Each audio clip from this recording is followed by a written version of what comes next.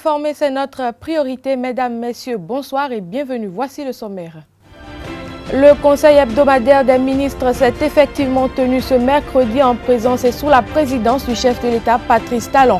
Entre autres décisions importantes prises, l'industrie du commerce et sécurité était au centre de cette réunion gouvernementale. Avec l'évaluation mutuelle du dispositif national de lutte contre le blanchiment du terrorisme et le compte rendu des travaux d'orientation des réformes statutaires de la Chambre du commerce et de l'industrie du Bénin. À suivre dans un instant la substance du Conseil des ministres du jour. À quelques mois de la tenue de l'élection législative d'avril 2019 au Bénin, les tractations sont en cours sur le terrain afin d'assurer une victoire certaine d'un camp ou d'un autre à cet important tournant politique du Bénin. Cependant, de son côté, l'opposition au régime du président Patrice Talon peine à s'unir autour d'une liste unique pour sa participation à l'élection du 28 avril prochain. Vous suivrez au cours de cette édition le décryptage de cette situation. 7 géomètres en tout ont prêté serment à la Cour de Cotonou ce mercredi matin. Ils intègrent ainsi officiellement l'Ordre des géomètres experts du Bénin.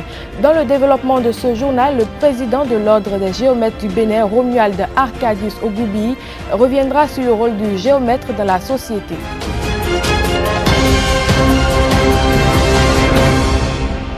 Commençons cette édition par une brève. Le lundi 21 janvier 2019, les députés présents à cette session ont adopté à l'unanimité le test portant nouveau code pétrolier en République du Bénin et en examen à l'Assemblée nationale depuis le 15 janvier 2019. En effet, la loi numéro 2019-6 portant code pétrolier en République du Bénin se veut être un canal d'assouplissement des conditions de passage en phase d'exploitation des blocs pétroliers en cas de découverte. Il vise également l'amélioration des opérations pétrolières et la mise en place d'un dispositif économique et fiscal équilibré. Entre autres améliorations, il faudrait préciser que le test est composé de 170 articles répartis en 9 titres. Ils sont relatifs aux dispositions générales et aux personnes habilitées à entreprendre des opérations pétrolières, au cadre institutionnel comprenant le ministère en charge des hydrocarbures et l'opérateur national, aux dispositions communes aux opérations pétrolières relatives à l'occupation des terrains nécessaires à la réalisation des opérations pétrolières et des opérations de transport et de stockage, à la prospection, la recherche et l'exploitation, le transport et le stockage des hydrocarbures, aux contrats pétroliers, au régime fiscal, douanier et de change des opérations pétrolières, aux dispositions administratives et financières relatives aux ristournes et répartition des recettes pétrolières d'une part et à la surveillance administrative, technique et au contrôle financier d'autre part, puis aux infractions, sanctions et règlements des différends.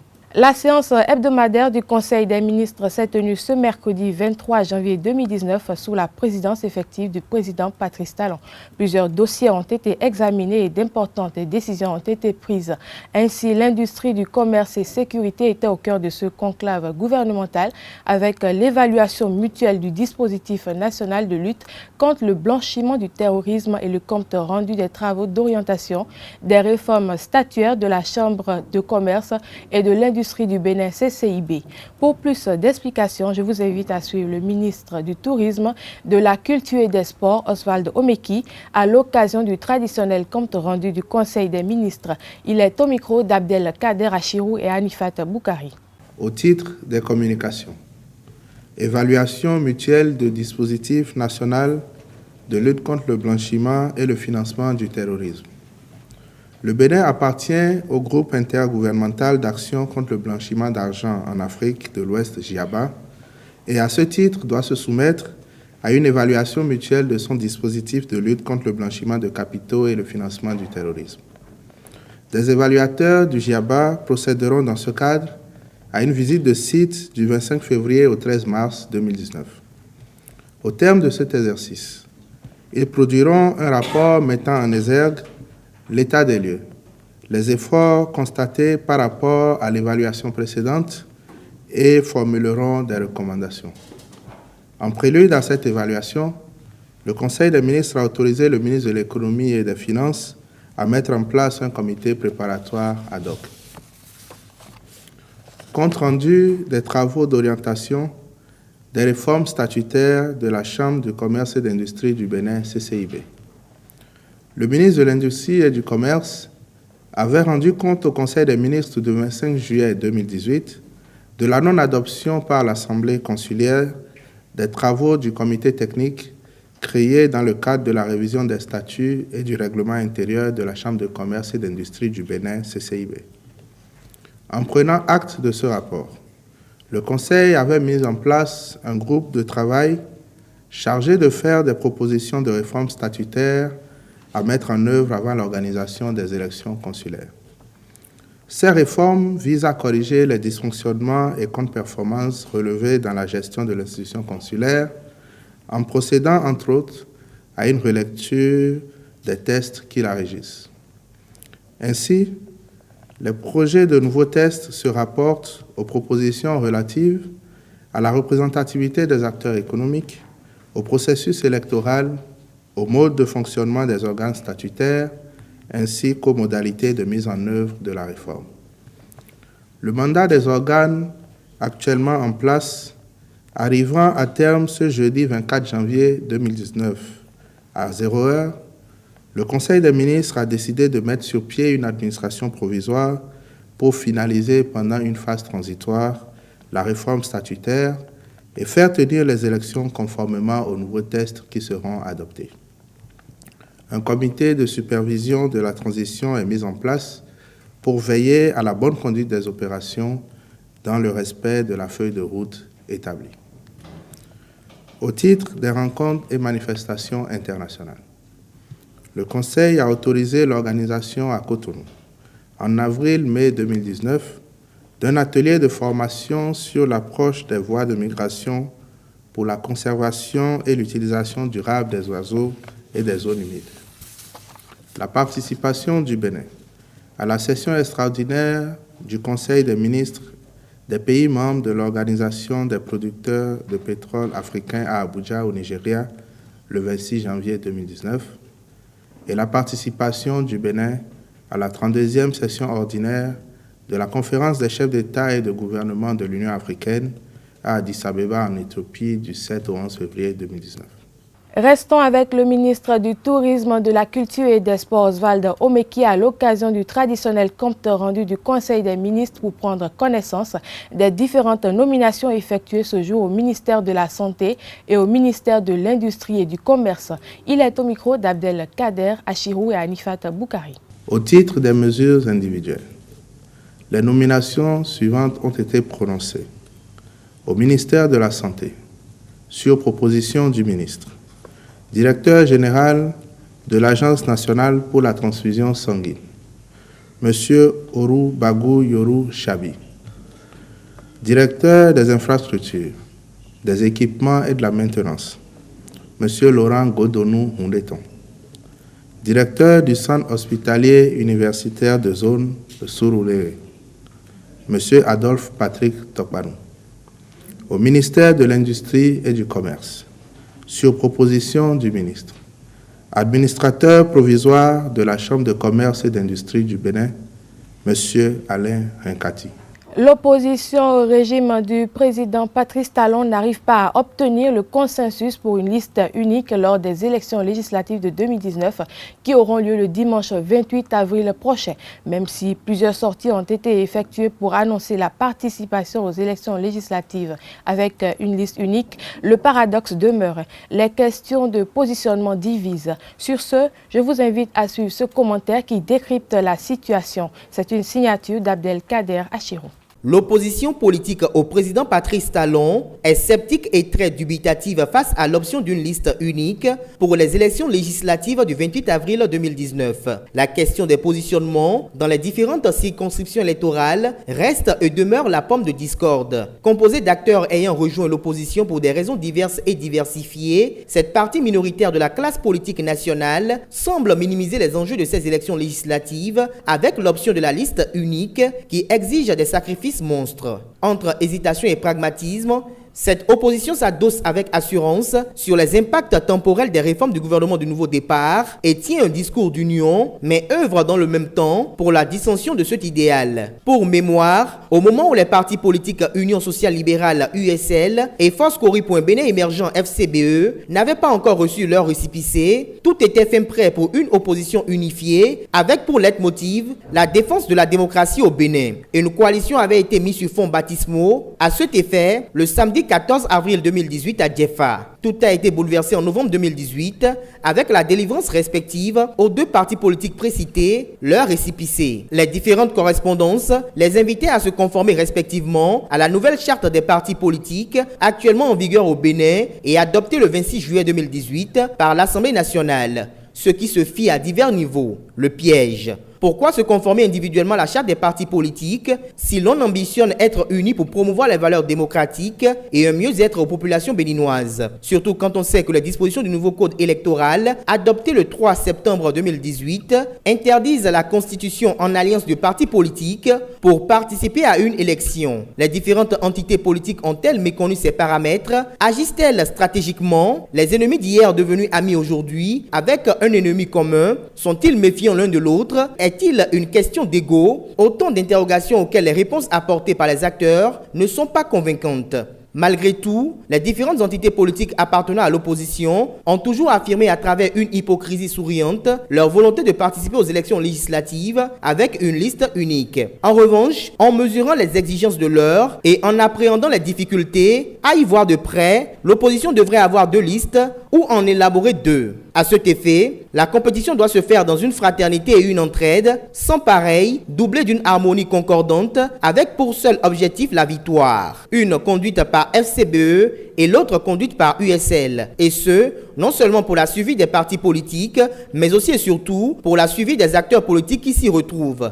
Admettons même qu'il y ait une liste unique, logiquement et en tenant compte des questions de positionnement, cette liste doit être portée par FCBE. C'est une évidence certaine pour l'obtention d'un résultat assez considérable. Une autre option que celle préénoncée relèverait d'un gauchisme monumental. Notons que tous ceux qui devront être positionnés devront démissionner de leur formation politique d'origine, puisque l'on ne peut être membre fondateur de deux partis politiques simultanément. Une option qui serait une grosse perte pour l'USL, pour la RBL Soglo et autres partis politiques de l'opposition. L'autre enjeu est celui qui entacherait à leur réputation. Si pendant longtemps, ils ont rabâché que le Bénin est un État voyou, participer aux élections en alliance affublée et fardée serait avoir un comportement de voyou.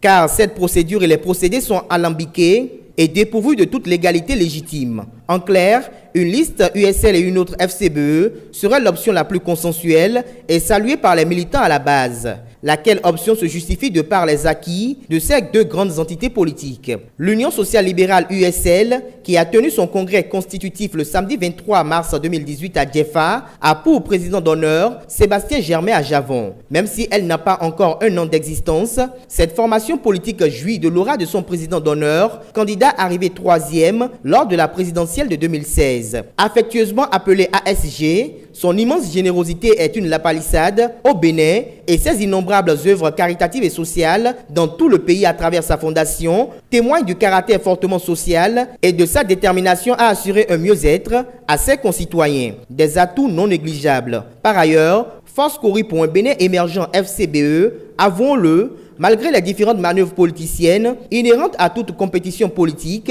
tient encore debout avec un ancrage national très redoutable. La générosité et la gratitude de Boniaï continuent d'assujettir les fidèles de cette église politique dont le bluff de Tchaourou en est toujours le curé. D'autres y sont restés à cause des réalisations monstres qui ont été effectuées un peu partout dans le pays lors des mandats de Boniaï. À cela s'ajoute l'expérience politique des FCBE et de leurs leaders. Ainsi, la RBL Soglo et le PLP doivent rejoindre FCBE. L'USL recueillera Sefoufaboum et autres dinosaures politiques de l'opposition. Quant au parti politique de candidat Zanaï, restaurer l'espoir et il devra faire preuve de modestie et de beaucoup d'humilité afin d'adhérer à l'un des deux partis politiques. Car l'option de faire cavalier seul, avec les nouvelles dispositions en vigueur, est suicidaire et pas du tout rassurante. Surtout avec son discours qui semble ne plus être le bienvenu dans l'opinion. Le PCB devra choisir entre les deux formations politiques précitées pour envoyer son représentant au Parlement. Les acteurs politiques doivent accepter le fait que les paradigmes ont changé et il faille s'y conformer. C'est une question de survie sur la scène politique. Autre temps, autre mœurs, dit-on. Même si certains acteurs politiques de l'opposition sont d'accord pour ne pas être d'accord sur le fait que le régime du président Patrice Talon abat un travail titanesque avec des réformes profondes porteuses d'avenir et d'espérance, il urge de faire le choix idéal. Une liste FCBE et une autre USL permettrait de jauger la cote de popularité de ces deux formations politiques 3 ans après la présidentielle de 2016. Cela constituerait un véritable test pour ceux qui ont toujours fantasmé sur la conquête et l'exercice du pouvoir d'État. L'opposition, malgré son discours, doit craindre le baobab et le cheval cabré. Si des remous subsistent au sein de cette nouvelle formation politique, c'est parce que le commandant en chef n'a pas encore sifflé la fête de la récréation. Et très futé, Patrice Talon attend la minute près pour le faire afin d'obtenir son résultat à lui. Lequel résultat lui serait favorable à l'obtention d'une majorité parlementaire confortable pour la progression de ces réformes. De nouveaux géomètres experts, 7 précisément, font désormais officiellement partie de l'ordre des géomètres du Bénin. C'est en effet ce mercredi matin que les intéressés ont prêté serment à la cour de Cotonou. À l'issue donc de la cérémonie, Romuald Arcadis Ogoubi, le président de l'ordre des géomètres du Bénin, est revenu sur l'importance et le rôle du géomètre dans la société. Il est au micro de Jacques Marion d'Almeida et d'Espero Noukomé. Pour nous aujourd'hui, c'est un grand événement. Parce que nous sommes sur le point de voir 7 nouveaux jeunes confrères experts géomètres prêter serment. Et pour nous, c'est une occasion de revisiter la charge, n'est-ce pas, la délégation de charges qui nous a été confiée par le gouvernement béninois. C'est une occasion de jurer de notre fidélité à remplir les tâches qui nous ont été confiées par le pouvoir public. Et dans le processus conduisant à l'exercice de la fonction, c'est la dernière étape qui nous renvoie à l'exercice de notre profession. Un géomètre expert, c'est d'abord un technicien qui, sous sa responsabilité personnelle, exerce certaines activités qui en principe devaient être des prestations fournies par l'État béninois. Mais compte tenu de la qualité, n'est-ce pas, du géomètre expert, l'État décide de lui confier une partie de ses responsabilités. Alors, ces responsabilités consistent à mener certaines activités pour le compte de l'État, un peu comme l'identification,